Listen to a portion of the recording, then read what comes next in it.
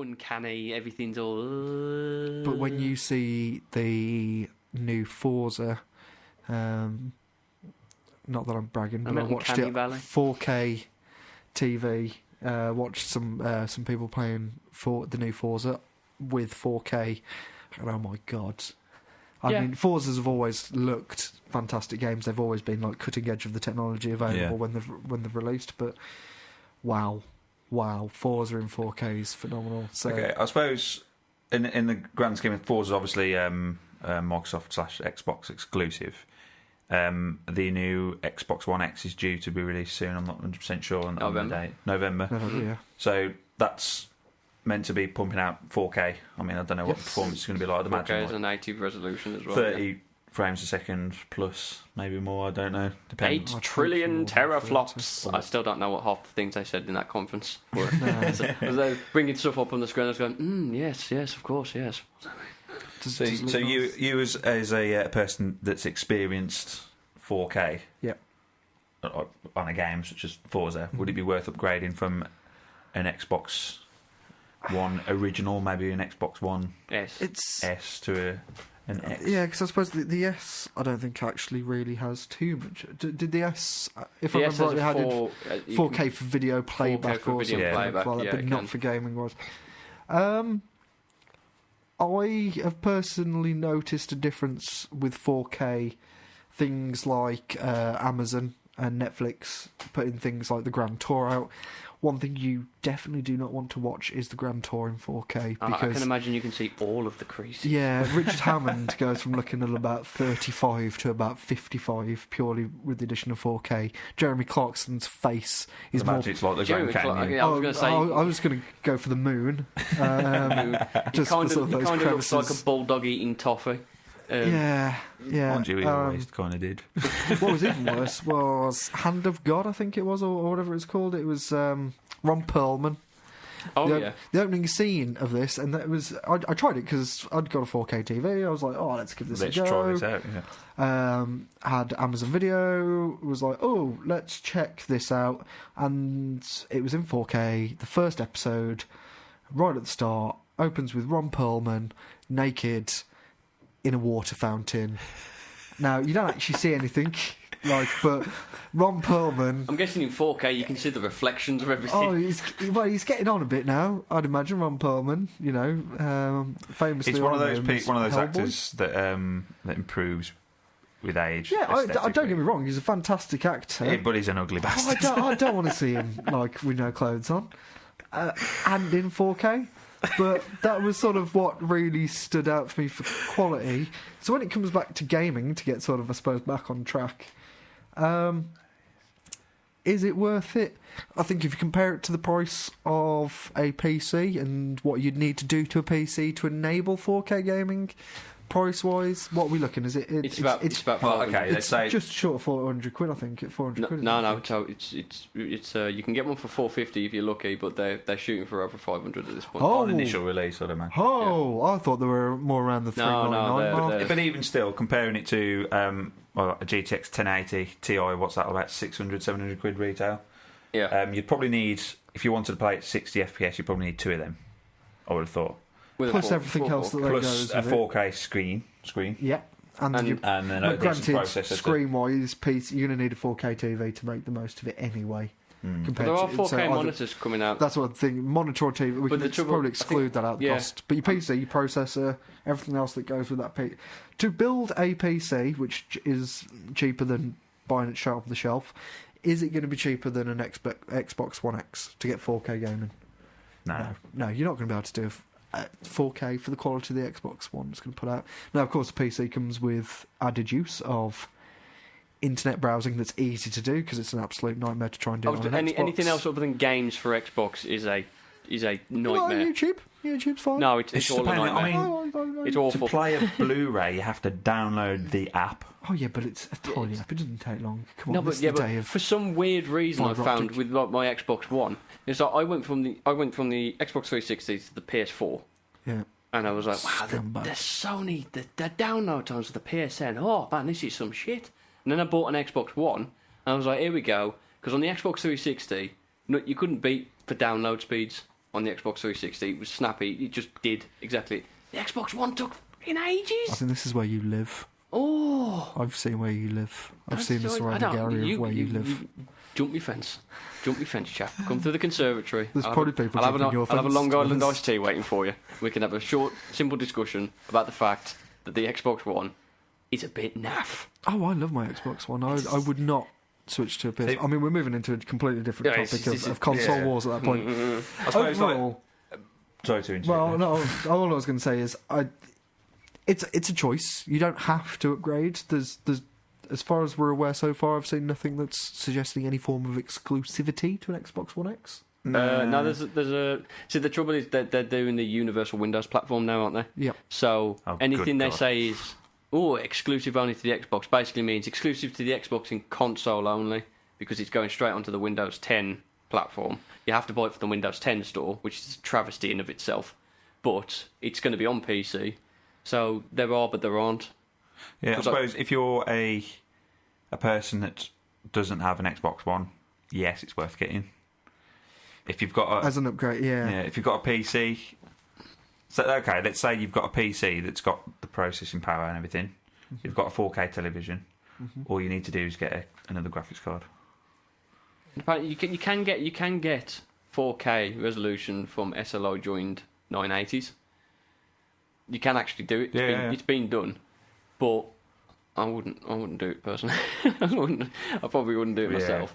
But yeah, I mean, like in terms of that price range, you're not looking at you're probably looking at like really solid 1080p, or even probably like ultra wide screen.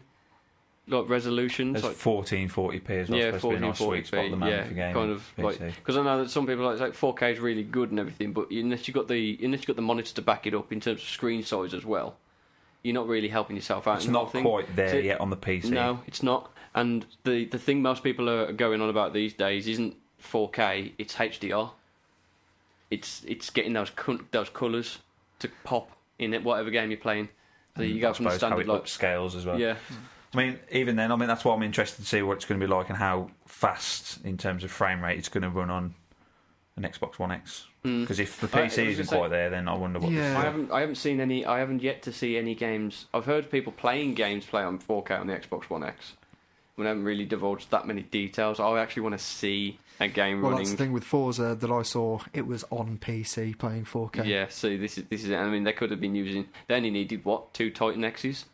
And you can play anything on that at whatever frames per second you want. This was professional YouTubers, and they've got top range quality rigs. Yeah. So I suppose also the graphics card, PC graphics cards have improved, and it's been helped by VR as well. Yeah, because obviously they've needed that extra dimension and the extra push. Yeah, that kind of technology really needed an before upgrade. we move on to VR too much, because I feel like you're trying to segue us into a VR topic. No, that was a Sega. Oh God, no. Speaking of segues, I like carrots. Pretty much what we did. I think from a personal viewpoint, to sort of as my final thoughts, I suppose, on the Xbox One X and whether it's worth upgrading. To summarise, it's for me it'd be a question of, do you play your Xbox One a lot? If you do, and you really enjoy playing your Xbox One, and you can afford to upgrade, because you'll still fetch a reasonable amount of money for Xbox One S or your Xbox One. You should be. Trading prices should be okay. So 150. Yeah, 150 maybe. I mean, I have no idea. I'm literally putting figures out of my head. Yeah, but I think if you play your console a lot, you're a big fan of your Xbox, and you're thinking, you know what, I've got a 4K TV. There's not a fat lot that's really making use of 4K at the moment. Like I said, there's bits on Netflix, there's bits on Amazon, there's bits on YouTube. But otherwise, I'm not seeing a massive amount from, definitely nothing on Freeview or whatever. How long did it take for Freeview to switch to HD, let alone thinking about 4K? But if you're going to play your Xbox a lot and, you can afford to upgrade, then why not? Well, it's going to give you a better experience. It is. Fingers crossed. It is coming out at a weird time as well, the Xbox One X, because 4K TVs, they've been around for a while, but yeah, it's like when HD first came out. Do you remember you got the top of the range HD, that was just 1080p, and then you got the ones that were a bit further down, and they were like, oh, it's HD, and it wasn't actually HD. It was ready. It was like HD ready, like HD. It's like 720 or something. Yeah, 720i and all that. 1080i. 1080i. Interleaved. There's a lot of that with 4K at the moment. Yep. I know this because I bought a 4K TV and I bought it on the fucking July. I bought it on the cheap. It only cost me like, what, 500 quid? And when you think 4K, 500 quid ain't cutting it. So I know my TV can do 4K, I just don't think it's going to do full-on, actual, full-fledged 4K. And that's why I think it's weird for the Xbox One X to be coming out at this particular point, because I don't think 4K TVs are selling as well as people think they are. They cost too much money, especially in England, where the pound dropped like a sack of shit. And I'm just going to go to my local electronics store, go buy myself a... No, I'm not buying that one, that's $2,500. And that's pretty much the prices have stayed up for the last 3 years. You make me wonder about my 4K TV. How much was yours? Mine was only... I mean, granted, I had the use of lovely Tesco discount, thanks to my wonderful, just in case she ever listens to this, wonderful girlfriend, which is perfectly legitimate, Tesco, in case Tesco are listening to this as well, because we do live together, and that I'm sure is part of their terms and conditions, that, you know, we do live together. But ours was about 700 quid after a discount. Okay, what make is your 4K TV? Mine was a Samsung. And what makes yours? Sony. Oh, really? Yes. Oh. Yeah. No more words on that one. But I mean, I do notice a considerable difference with my TV between 4K and just normal HD. Yeah. And hell, God, if I ever put normal TV on, it's bloody terrifying. Oh God, no! I've never. No, I watched the standard. You've ever watched a YouTube video and it's like reverted back to 240p for a second?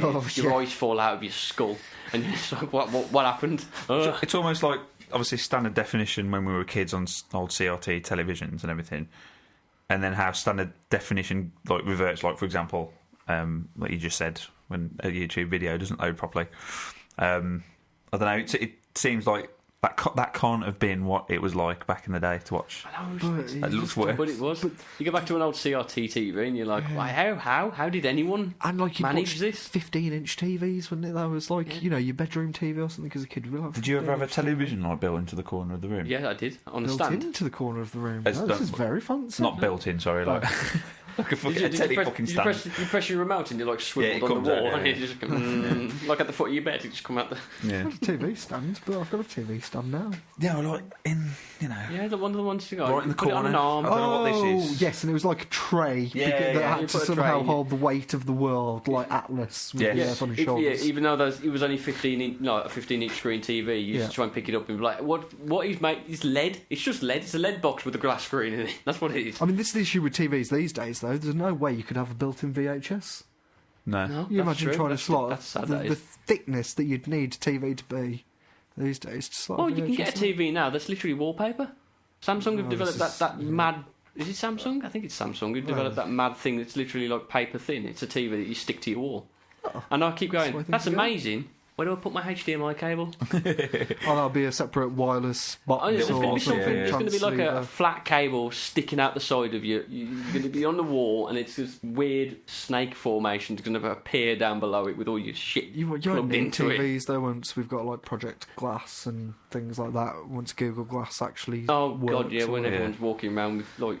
I mean, that's more augmented reality, I suppose. Yeah. Getting to a different realm there. I mean, basically, when you shove a box up your arse and it does everything. Yeah, pretty much. We'd end up like the people from Wall-E. Everyone just sat in chairs with a screen in front of them. So. I was listening. That sounds awesome. To another podcast. I'm not complaining about it. There's another podcast.